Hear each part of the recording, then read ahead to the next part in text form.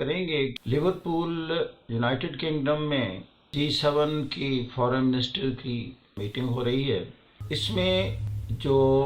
Points of concern سامنے آ رہے ہیں وہ یہ ہیں، بلکہ یوں کہنا چاہیے کہ وہ جو اس سے پہلے سمٹ فار ڈیموکریسی کی بات ہوئی اور پریزیڈنٹ جو بائیڈن اور پریزیڈنٹ پوٹن کے درمیان جو ویڈیو لنک ٹاک ہوئی اسی کی کنٹینیوشن ہے، اور رشیا، چائنا اور ایران پر ایک پریشر بلڈ اپ کرنے کا ایک اور انداز ہے، اور اس میں جو میجر لفظ استعمال ہوئے ہیں یونٹی اگینسٹ گلوبل ایگریسرز۔ ثابت یہ کیا جا رہا ہے کہ یورپین یونین پرٹیکولرلی G7 جو دنیا کی سب سے بڑی انڈسٹریل پاورز ہیں، اوورآل جو گلوب کا GDP ہے اس کا ہاف جو ہے یہ سارے اس کا کنٹریبیوٹ کرتے ہیں یہی G7۔ اس قدر سینسٹیوٹی کیوں بڑھی ہے؟ اس سے پہلے جیسے میں نے عرض کیا، summit for democracy, video link call Russia کے ساتھ، اور اب پھر G7 کی میٹنگ، اور یہ سینسٹیوٹی کا مقصد یہ ہے کہ کچھ عرصے سے رشیا، چائنا اور ایران ان کے جو سٹینڈ پوائنٹس ہیں on different confronting issues with the west, اس میں اسٹرینگتھ آتی جا رہی ہے، اور ابھی آپ نے دیکھا کہ ویانا میں میٹنگ ہو رہی ہے ایران کے حوالے سے، کہ جس میں 2015 کی جو نیوکلیئر ڈیل تھی اس کو ریوائیو کرنے کی بات ہے، جو کہ اوباما کے دور میں ہوئی تھی اور پریزیڈنٹ ٹرمپ نے 2018 میں سے کینسل کر دیا۔ تو اس میں بھی دیکھا جا رہا ہے کہ ایران کا سٹینڈ جو قدر اسٹرانگ ہے، اس میں انٹرنیشنل اٹامک انرجی ایجنسی جو ہے وہ زیادہ ایکسیس چاہتی ہے ایران کے جو بھی نیوکلیئر انسٹالیشنز ہیں، جیسے اعتماد کی کمی، جیسے کہتے ہیں ٹرسٹ ڈیفیسٹ۔ اور یہ جو G7 کی میٹنگ ہے فارن منسٹرز کی، اس میں جو میجر تھریٹ ہے وہ ہے کہ اگر رشیا نے یوکرین پر اٹیک کیا تو نارڈ سٹریم پائپ لائن جو ہے، یہ پائپ لائن رشیا سے سب سی بالٹک سی میں سے ہوتی ہوئی جرمنی کو لنک کرتی ہے اور جرمنی کو گیس سپلائی کرتی ہے، اس کو بلاک کر دیا جائے گا۔ یہ یونائٹڈ اسٹیٹس کا سٹینڈ ہے۔ ویسے جب یہ بلڈ اپ بھی ہو رہی تھی 2018 سے لے کر 2021 میں مکمل ہوئی، تو اس وقت بھی یونائٹڈ اسٹیٹس نے، یوکرین نے، اور اس کے ساتھ پولینڈ اور دوسرے بالٹک اسٹیٹ جو ہیں لیٹویا، لتھونیا، اسٹونیا، انہوں نے بھی اعتراض کیا تھا کہ یہ نہیں بننی چاہیے، لیکن جرمنی کو چونکہ ضرورت ہے، جرمنی جیسے میں نے عرض کیا کہ یورپ کی سب سے بڑی اکانومی ہے، اس کی انرجی کی ریکوائرمنٹس بھی زیادہ ہیں، تو لہذا G7 کی میٹنگ میں جب یہ بات ہوئی کہ جرمنی کو اب کیونکہ Germany is part of the G7 now, وہ اس میں اپنا ایک رول ادا کرے گا اور وہ یونائٹڈ اسٹیٹس اور دوسرے کنٹریز کے ساتھ ہوگا، تو Germany comparatively kept silent on that. دنیا کی یہ لانگسٹ پائپ لائن ہے، 230 کلومیٹر کی لمبائی ہے۔ دوسری اہم چیز یہ کہ G7 کی میٹنگ میں پہلی دفعہ آسیان کو انوائٹ کیا۔ آسیان کو کیوں انوائٹ کیا؟ کہ آسیان کا ایک پریشر بلڈ اپ کیا جا رہا ہے چائنا کے اگینسٹ، کیونکہ چائنا کے آسیان کے ساتھ بہت زیادہ تعلقات ہیں۔ چائنا کی اکانومی اور آسیان کی اکانومی ایک دوسرے پر ڈیپینڈنٹ ہیں، بلکہ کچھ ہفتے پہلے چائنا اور آسیان کی ایک بڑی میٹنگ ہوئی۔ اب آسیان کو ساتھ ملایا جا رہا ہے کہ وہ بھی چونکہ یورپ کو کافی چیزیں ایکسپورٹ کرتے ہیں، تو لہذا اب آسیان کے لیے بھی ایک بڑا پرابلم ہے کہ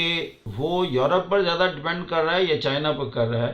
پھر آپ دیکھ رہے ہیں کہ پاکستان کو پریشرائز کیا جا رہا ہے کہ پاکستان بھی چائنا سے اتنا زیادہ لنک اپ نہ ہو۔ آپ نے دیکھا کہ 4 سینیٹرز امریکہ کے ابھی انہوں نے وزٹ کیا، پرائم منسٹر عمران خان سے ملے، chief of the army staff سے ملے۔ مقصد یہ ہے کہ جہاں جہاں سے بھی ہو سکتا ہے کہ پریشر بلڈ اپ کیا جائے۔ اب چائنا سے زیادہ خطرہ کیا ہے، یا چائنا کے کس سٹینڈ پوائنٹ کو وہ تھوڑا بیلنس کرنا چاہتے ہیں؟ اس لیے کہ چائنا کا جو ساؤتھ چائنا سی اور تائیوان کے حوالے سے سٹینڈ ہے وہ وقت کے ساتھ ساتھ اسٹرانگ ہوتا جا رہا ہے، اسرٹیو ہوتا جا رہا ہے۔ اب لیکن آسیان کو بلایا تو ہے، اب آسیان کا ایک کنسرن ہے جو انہوں نے اظہار کیا۔ وہ کنسرن کیا ہے؟ آکس، جو کہ آسٹریلیا، یونائٹڈ کنگڈم اور یونائٹڈ اسٹیٹس کے درمیان ایک الائنس ہے، اور جس کا بنیادی مقصد یہ ہے کہ آسٹریلیا کو نیوکلیئر سب میرین کی ٹیکنالوجی دی جائے۔ لیکن آسیان نے اعتراض کیا ہے کہ وہ اس ایریے کو نیوکلیئر فری زون رکھنا چاہتا ہے۔ اب یونائٹڈ اسٹیٹس کی جو چائنا کے ساتھ سینسٹیوٹی جتنی بڑھ گئی ہے، تو میں نہیں سمجھتا کہ آسیان کی اس بات کو وہ مان لیں گے۔ اور دوسری بات یہ ہے کہ آسیان بھی امریکہ کی اتنی زیادہ جو یا G7 کی طرف سے جو ان کی ریکوائرمنٹس ہیں ٹورڈز چائنا، وہ اتنی قابل عمل نہیں ہوگی۔ بالکل وہی پوزیشن جو پاکستان کی ہے، پاکستان کو اگرچہ وہ کہتے ہیں اور پاکستان سے ڈی لنک ہونا بھی وہ پسند نہیں کرتے مکمل طور پر، اس کو مکمل طور پر چائنا کے حوالے بھی نہیں کرنا چاہتے، اسی طرح وہ آسیان کو بھی مکمل طور پر چائنا کے حوالے نہیں کرنا چاہتے۔ لہذا میں سمجھتا ہوں یہ جو کہا بھی جاتا ہے کہ پاکستان جو ہے شاید یہ چائنا، رشیا، ترکی کے کوئی نئی بلاک میں چلا جائے گا، میں نہیں سمجھتا کہ پاکستان بلاک میں جائے گا، اس لیے کہ پاکستان کی بہت بیلنسڈ اس وقت پالیسی ہے اور ریئلسٹک ہے۔ وہ اس لیے کہ وہ اس کی معاشی جو مستقبل ہے یہ تو چائنا کے ساتھ وابستہ ہے، اس میں کوئی شبہ نہیں ہے، اور اس کے بعد تھوڑا رشیا کے ساتھ بھی اس کے تعلقات بڑھ رہے ہیں، خاص طور پر ویپنری کے حوالے سے۔ امریکہ بھی مکمل طور پر نہیں چاہتا کہ پاکستان جو ہے بہت زیادہ ان کے اس الائنس میں چلا جائے، اور پاکستان بھی یہ چاہتا ہے کہ میرے تعلقات امریکہ کے ساتھ بھی قائم رہیں، لیکن